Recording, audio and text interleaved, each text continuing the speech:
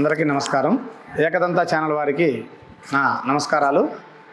నా పేరు కొప్పరపు వెంకటకృష్ణ శాస్త్రి. నేను చీరాల, ప్రస్తుతం బాపట్ల జిల్లా చీరాల వాస్తవ్యుడిని. చీరాలలో గత 2019 నుంచి వేదమయి స్మార్త సంస్కృత పాఠశాలని నేను నడిపిస్తూ విద్యార్థుల్ని ఇప్పటి వరకు 5 బ్యాచ్లు విద్యార్థుల్ని స్వీకరించడం జరిగింది. ప్రతి బ్యాచ్లోనూ సుమారుగా 5 నుంచి 11 మంది విద్యార్థులతోటి ఇన్నాళ్ళు వేద పాఠశాల నడిచింది. ఆ యొక్క వేద పాఠశాలలో ప్రస్తుతం యాజుష స్మార్తాన్ని మాత్రం నేర్పిస్తున్నాము.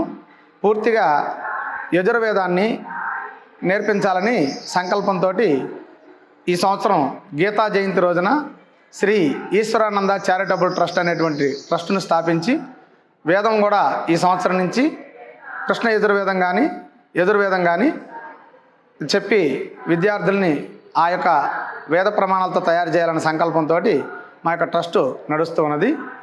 అలాగే ఇప్పటి వరకు చదువుకున్న విద్యార్థులందరూ కూడా వేదాన్ని స్మార్తాన్ని అభ్యాసం చేసుకొని దాన్ని ఒక ఉపాధిగా మాత్రమే ఆలోచిస్తూ కొంతకాలం నేర్చుకొని అసంపూర్ణంగా విద్య పూర్తి చేయకుండానే బయటికి వెళ్ళిపోయేటువంటి తరుణాలు మేము గత కొద్ది కాలంగా చూస్తున్నాము. అందుకోసంగా ఈ సంవత్సరం నుంచి మొదటి సంవత్సరం అచ్చంగా సంస్కృత అభ్యాసం కోసమే కేటాయించి ఆన్లైన్ ద్వారా కానీ ఆఫ్లైన్ ద్వారా కానీ సంస్కృతం ముందు 1 సంవత్సరం పాటు పరిచయం చేస్తూ తర్వాత వైదిక స్మార్తాన్ని వేదాన్ని పరిచయం చేసే దిశగా ఈ సంవత్సరం నుంచి వేద పాఠశాల వారు నిర్ణయం తీసుకొని అడుగులు వేయడం జరుగుతుంది.